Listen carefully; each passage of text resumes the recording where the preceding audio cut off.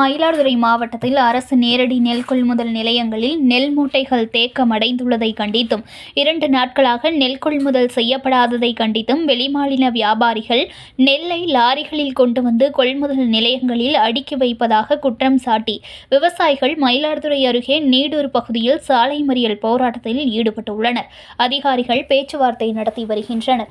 மயிலாடுதுறை மாவட்டத்தில் 96,000 ஏக்கரில் குறுவை சாகுபடி செய்யப்பட்டு தற்போது அறுவடை முழுவீச்சில் நடைபெற்று வருகிறது. மாவட்டத்தில் 140 அரசு நேரடி நெல் கொள்முதல் நிலையங்களை திறந்து விவசாயிகளிடமிருந்து நெல் கொள்முதல் செய்யப்பட்டு வருகிறது. கொள்முதல் செய்யப்பட்ட நெல் மூட்டைகள் கிடங்கிற்கு அனுப்பி வைக்கப்படாததால் ஒவ்வொரு அரசு நேரடி நெல் கொள்முதல் நிலையங்களிலும் தலா 5,000 மூட்டைகளுக்கு மேல் அடுக்கி வைக்கப்பட்டுள்ளன. இதனால் விவசாயிகளிடமிருந்து நெல் கொள்முதல் செய்யப்படுவது காலதாமதமாகியுள்ளது. இந்த நிலையில் 2 நாட்களாக கொள்முதல் நிலையங்களில் நெல் கொள்முதல் செய்யப்படவில்லை என்றும் இதை பயன்படுத்தி வெளிமாநில நெல் மூட்டைகளை வியாபாரிகள் கொள்முதல் நிலையங்களில் விற்பனைக்காக லாரிகளில் கொண்டு வந்து இறக்கி வைத்து வருவதாக குற்றம் சாட்டி விவசாயிகள் மயிலாடுதுறை அருகே நீடூர் ரயில்வே கேட் பகுதியில் திடீர் சாலை மறியல் போராட்டத்தில் ஈடுபட்டனர். தொடர்ந்து மயிலாடுதுறை போலீசார் பேச்சுவார்த்தை நடத்தி தீர்வு காண்பதாக தெரிவித்ததன் பேரில் சாலை மறியல் போராட்டத்தை விலக்கிக் கொண்டனர். தொடர்ந்து பேச்சுவார்த்தைக்கு வந்த நுகர்பொருள் வாணிப கழக அதிகாரிகளிடம் வெளிமாநில வியாபாரிகளின் நெல் மூட்டைகள் கொள்முதல் நிலையங்களில் விற்பனைக்கு கொண்டுவரப்பட்டுள்ளதை தடுத்து நிறுத்த கோரியும் போலி சிட்டா அடங்கலை பெற்று வியாபாரிகள் வெளிமாநில நெல்லை விற்பனை செய்வதால் விவசாயிகள் பயிர் காப்பீடு பெற முடியவில்லை என்றும் நெல் மூட்டைகளை கிடங்குகளுக்கு அனுப்ப கோரியும் விவசாயிகளின் நெல்லை உடனுக்குடன் கொள்முதல் செய்ய வேண்டும் என்று விவசாயிகள் தெரிவித்தனர். தொடர்ந்து அதிகாரிகள் விவசாயிகளிடம் பேச்சுவார்த்தை நடத்தி வருகின்றனர். இந்த சாலை மறியல் போராட்டத்தால் அரை மணி நேரம் போக்குவரத்து பாதிக்கப்பட்டது.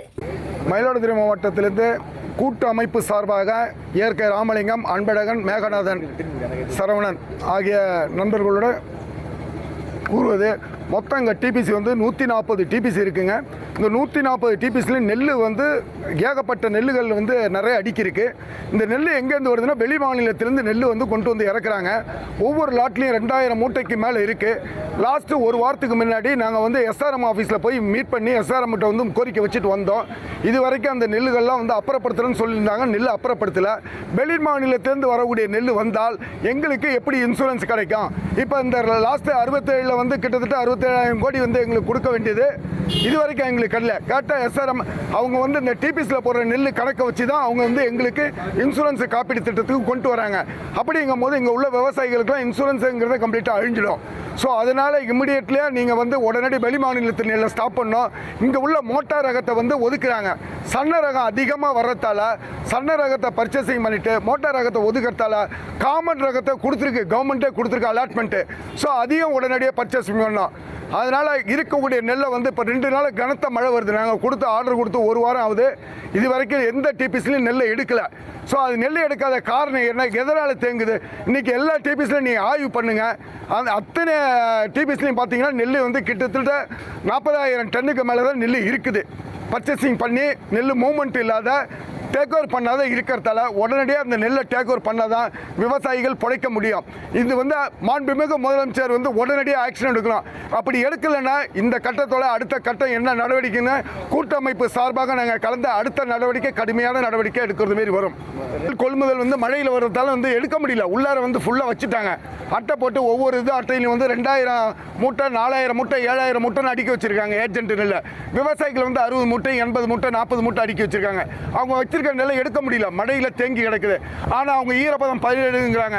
இது நனைஞ்சு போச்சுன்னா அவங்க எங்கே எடுப்பாங்க? இந்த விவசாயி என்ன செய்வான்? ஒரு ஏக்கருக்கு 40,000 ரூபா, 45,000 ரூபா செலவு பண்ணுறான். இன்னைக்கு லேபரோட கூலி 800 ரூபா வரைக்கும் கொடுக்குறாங்க.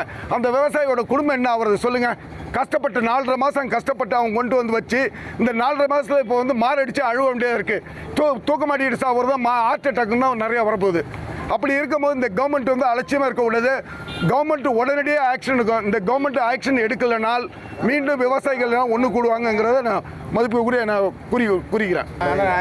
இது இப்போ நடந்தது இன்னைக்கு நடந்தது சாலை மறியல். இப்போ 2, 3 இப்போ எல்லா டிபிஸ்லையுமே பாருங்கள்.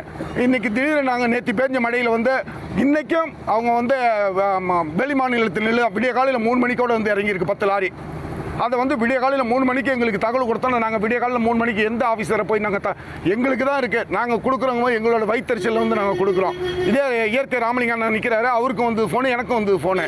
ஸோ அதனால் நாங்கள் வந்து எந்த ஆக்ஷன் இருக்கிறதா இப்போ டிபிசியில் நனைஞ்சிருக்க நெல்லை வந்து உடனடியாக பர்ச்சேசிங் பண்ணோம். எடுத்த பிறகு தான் நாங்கள் விவசாயிங்க வந்து முன்னேற முடியும், இல்லைன்னா ஒரு கஷ்டம்.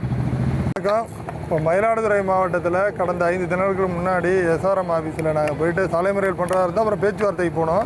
அங்கே வந்து எங்களோட கோரிக்கை என்னவாக இருந்ததுன்னா, மோட்டார் ரக நெல்லை கொள்முதல் பண்ணணும், உடனடியாக அங்கங்கே பிடிச்சி வச்சுருக்க நெல்லை மூவ்மெண்ட் பண்ணி குடோனில் கொண்டு போய் அடுக்கணும். அப்போ தான் அடுத்த நெல் கொள்முதல் பண்ண முடியும். வெளி மாநில நெல் அறவே வரக்கூடாது, மூட்டைக்கு 40 ரூபாய்க்கு மேலே காற்று கேட்கக்கூடாது. இந்த கோரிக்கையெல்லாம் வச்சு தான் பேச்சுவார்த்தை சனிக்கிழமை அன்னைக்கு நடத்தணும். 5 நாளுக்கு முன்னாடி அவங்கள ஒத்துக்கிட்டாங்க நடக்கும்னு சொல்லி. இப்போ 5 நாளைக்கு அப்புறமும் நேற்று பேஞ்ச மழையில் விவசாயிகள் நெல் ரோட்டில் கிடக்குது. 1/2 அடி நனைஞ்சு சுத்தமாக பார்த்தீங்கன்னா நெல் அள்ள முடியாமல், காய வைக்க இடம் இல்லாமல் திருச்சிக்கிட்டு ராத்திரி பூரா தண்ணி அரைச்சிட்டு உட்காந்துருக்கிறான் விவசாயி. ஆனால் பார்த்தீங்கன்னா உள்ளே வந்து குடோனுக்குள்ளே வந்து வியாபாரி நெல் கொள்முதல் பண்ணாமல் அடிக்கிருக்கு அப்படிங்கிறது விவசாயிகள் மத்தியில் பெரிய ஒரு கொந்தளிப்பாக இருக்குது. அதெல்லாம் முன்னிட்டு தான் நாங்கள் இன்றைக்கி சாலை மறியல் நடத்தினோம். சம்மந்தப்பட்ட அதிகாரிகள் வந்திருக்கிறாங்க. வந்தவங்க நாங்கள் உடனடியாக கொள்முதல் பண்ணுறோம், இது மாதிரி மூவ்மெண்ட் பண்ணிடுறோம், அந்த பணம் கேட்க மாட்டாங்க, 40 ரூபா கேட்டு பிரச்சனை பண்ண மாட்டாங்க அப்படிங்கிற மாதிரி உத்தரவாதம் சொன்னாங்க. நீங்கள் எழுத்துப்பூர்வமாக கொடுங்கன்னு இருக்கோம். அதனால் வந்து நாங்கள் சாலை மறியலை விலக்கிக்கிட்டு இப்போ ஓரமாக இருக்கோம். அவங்க எழுத்துப்பூர்வமாக அவங்க எழுதி கொடுத்தாங்கன்னு சொன்னால் நாங்கள் விவசாயிகள் விலைக்கு போடுவோம். இது மட்டும் இல்லாமல் தமிழக அரசு கவனத்தில் எடுத்துக்க வேண்டியது, விவசாயி பாடாப்படுறான், உரிய விலை கிடையாது, ஆள் கிடைக்க மாட்டேங்குது, செருப்பாக செரிக்கிறான், வயலில் போகிறான், தண்ணி போடக்குள்ள பாம்பு கடிச்சிட்டு சாகுறான், உயிரை கொடுத்து விளைய வைக்கிற நெல்லுக்கு உரிய விலை கிடையாது.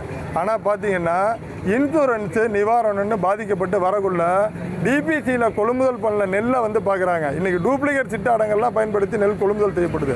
அதனால் வந்து உரிய ஆய்வு பண்ணி இன்சூரன்ஸும் நிவாரணமும் வழங்குறதுக்கு டிபிசியில் நெல் பிடிக்கிறத கணக்கில் எடுக்கக்கூடாதுன்னு தமிழக முதல்வர்கிட்ட கேட்டுக்கிறோம். இல்லைன்னா விவசாயி வாழ முடியாது. கடைசி விவசாயிகளை காப்பாற்றுறதுக்கு வழியை பாருங்கள். நன்றி. செய்திகளை உடனுக்குடன் தெரிந்து கொள்ள லைக் பண்ணுங்க, ஷேர் பண்ணுங்க, சப்ஸ்கிரைப் பண்ணுங்க, மறக்காம கமெண்ட் பண்ணுங்க.